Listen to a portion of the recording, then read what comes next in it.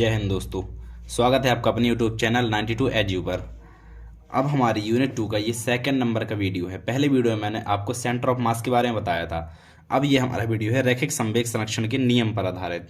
तो अब सबसे पहले हम जानेंगे कि संवेग क्या कहलाता है रियल में। संवेग, हाँ तो सुनो, संवेग इसे इंग्लिश में कहते हैं मोमेंटम। ठीक है, तो संवेग हमारा देखो होता क्या है। संवेग ये पहले जान लो। संवेग हम ये नॉर्मली संवेग जानते हैं कि द्रव्यमान और वेग के गुणनफल को संवेग कहते हैं। द्रव्यमान गुणे वेग मतलब एफ ये पी बराबर एम इंटू वी। बस हम इतना जानते हैं संवेग के बारे में, द्रव्यमान गुणे वेग होता है संवेग। अब देखो संवेग हम पता क्या चलेगा यहाँ पर संवेग कैसा क्या है। देखो मान लो ये एक रोड है और एक ये रोड, ठीक है। यहाँ पर एक जीप खड़ी है, इस प्रकार से एक जीप है, एक जीप है, ठीक है। एक जीप जा रही है जिसका वेग है v वेग से जा रही है। और यहाँ पर एक ट्रक जा रहा है, ठीक है। एक यहाँ पर ट्रक जा रहा है, इसकी वेलोसिटी v है। मतलब दोनों की जो स्पीड है, दोनों का वेग है एक समान है बिल्कुल, लेकिन इसका द्रव्यमान अधिक है क्योंकि ये बड़ा। अब आप इसके सामने खड़े हैं और इसके भी सामने खड़े हैं, दोनों को रोक रहे हैं अपने हाथों से। तो इन दोनों में से किसे रोकने में आपको अधिक बल लगाना पड़ेगा। देखो नॉर्मल सी बात है, इसे रोकने में, ठेला को रोकने में अधिक बल लगाना पड़ेगा। अब क्यों?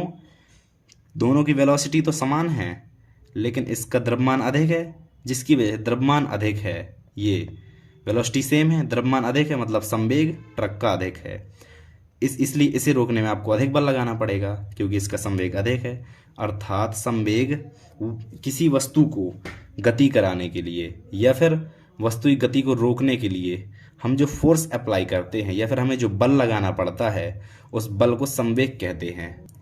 एक बार और सुन लो, किसी वस्तु को गति कराने के लिए या फिर उसकी गति को कम करने के लिए हम जो बल लगाते हैं उस बल को संवेग कहते हैं। अब देखो ये तो हुआ संवेग। अब बताएंगे रेखीय संवेग। तो ये जो अभी अभी हमने देखा ना, ये जीप की गति और ये ठेला की गति, तो ये रेखीय संवेग कहलाता है। मतलब एक ही दिशा में रेखा में, ऐसे एक रेखा में गति हो तो रेखीय संवेग। और कोणीय संवेग क्या कहलाता है? कोणीय संवेग इस प्रकार है जैसे पंखे में होती है, जैसे गोल गोल ऐसी गति, पंखा गोल गोल घूमता है, जो कुछ गोल, तो समझ जाओ कोणीय संवेग है उसमें। बस पंखे में कोणीय संवेग और सामने अगर हम रोड में चल रहे तो रेखीय संवेग होता है। हाँ, तो अभी हमने जान लिया संवेग क्या होता है। अब रैखिक संवेग संरक्षण, रैखिक संवेग की परिभाषा देखो आप ये लिख दोगे। रैखिक संवेग की परिभाषा किसी गतिमान कण का रैखिक संवेग उस कण के द्रव्यमान और वेग के गुणनफल के बराबर होता है। और अगर कोणीय संवेग आ गया तो कोणीय संवेग कह देंगे द्रव्यमान और कोणीय वेग के गुणनफल के बराबर होता है। बस नॉर्मली कोणीय में कोणीय लगा दो और रेखी में रेखी लगा दो, बस ऐसे ही होता है। तो द्रव्यमान रेखी संवेग द्रव्यमान और वेग के गुणनफल के बराबर होता है। और रेखी संवेग को दर्शाते हैं हम पी से, नहीं पी से हम दर्शाते हैं रेखीय संवेग को। पी बराबर क्या होता है? द्रव्यमान। द्रव्यमान को हम एम से दर्शाते हैं, वेग पी इंटू वी। ये होता है हमारे रेखीय संवेग का सूत्र। वजह से नॉर्मल लिख देते पी बराबर एम वी, ऐसे लिख देते इस प्रकार से। अब देखो इसका मात्रक क्या होगा। मात्रक, चूंकि रेखीय संवेग संरक्षण में द्रव्यमान होता है, द्रव्यमान का मात्रक होता है किलोग्राम, तो इसका मात्रक सबसे पहले ऊपर किलोग्राम होगा। और इंटू में होता है तो वी माने वेग, तो वेग का मात्रक क्या होता है? वेग का मात्रक होता है मीटर पर सेकंड। इसमें गुणा कर दो आराम से, मीटर पर सेकंड, तो मतलब इसका मात्रक होता है किलोग्राम इंटू मीटर पर सेकंड। ये होता है मात्रक, ऐसे निकाले जाते हैं। एम का पहले मात्रक तो किलोग्राम, द्रव्यमान का किलोग्राम और वेग का मीटर पर सेकंड, तो किलोग्राम इंटू मीटर पर सेकंड ये होता है इसका मात्रक, इसका रैखिक संवेग का मात्रक। और यदि हम इसके विमीय सूत्र की बात करें तो विमीय सूत्र कैसा होगा इसका? हमारा एम एल टी होता है, तो एम क्या होगा? किलोग्राम, मतलब एम में एम की पावर में एक होगा, एक लिखते नहीं हम, तो एम एक। अब मीटर मतलब लंबाई एल भी एक होगा। और सेकंड पर में है, अगर ऊपर जाएगा सेकंड तो इनवर्स में हो जाएगा, मतलब टी इनवर्स। द्रव्यमान, लंबाई और समय, इस प्रकार से लिखते हैं हम। विमीय सूत्र इस प्रकार से लिखा जाता है। किलोग्राम के लिए एम की पावर 1 मतलब 1 लिखते नहीं है, मीटर एल की पावर 1 लिखते नहीं है, और ये बटे में है तो ये ऊपर चलाएगा तो टी इनवर्स हो जाएगा हमारा यहाँ पर। तो हमारा रैखिक संवेग संरक्षण का नियम कहलाता है कि यदि कोई कण गति कर रहा है, मतलब यदि कोई गतिमान कण है, कोई जैसे कण है गतिमान थे, गति कर रहा है, तो उसका कुल रैखिक संवेग नियत रहता है। किसी गतिमान कण का रैखिक संवेग फिक्स रहता है, नियत रहता है, लेकिन उसमें कोई बाह्य बल ना लगाया जाए, मतलब बाहर द्वारा जो बल लगाया जाए वो बिल्कुल भी ना हो, जीरो हो बाहर द्वारा बल, तो उसका जो रैखिक संवेग होता है वो नियत होता है। अब बल ना लगाया जाए और रैखिक संवेग नियत होता है, देखो कैसे होता है बताता हूँ। जैसे आप बल की परिभाषा जानते हैं, बल की परिभाषा क्या कहती है? संवेग परिवर्तन की दर को बल कहते हैं। बल की परिभाषा अगर कोई पूछे तो ये कह देना संवेग परिवर्तन की दर को बल कहते हैं।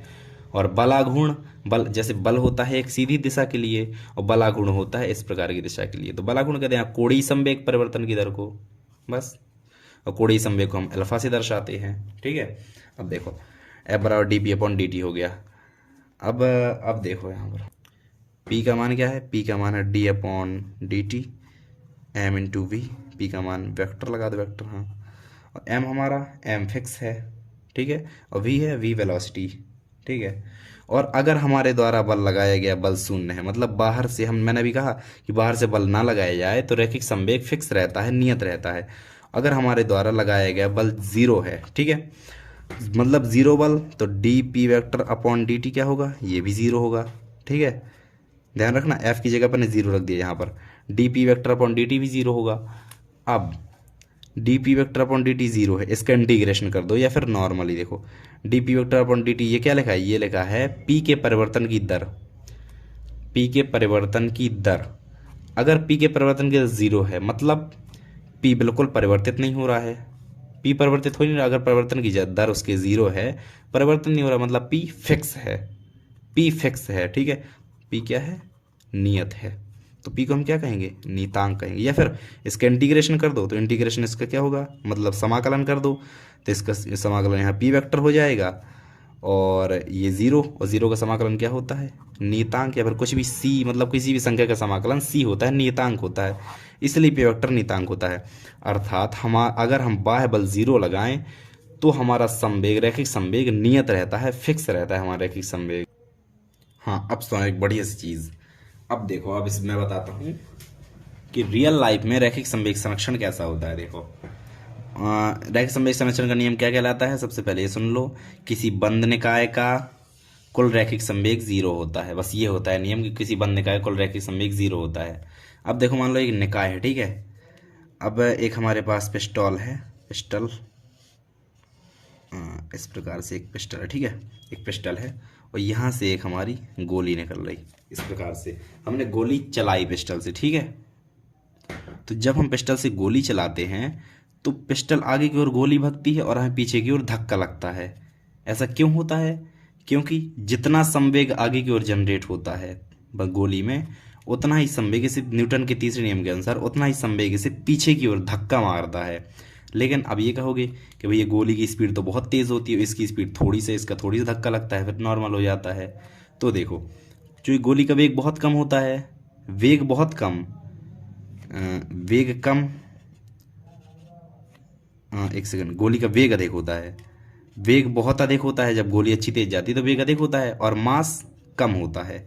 वेग अधिक होता है गोली का, मास कम होता है। बंदूक का मास अधिक होता है, वेग कम होता है।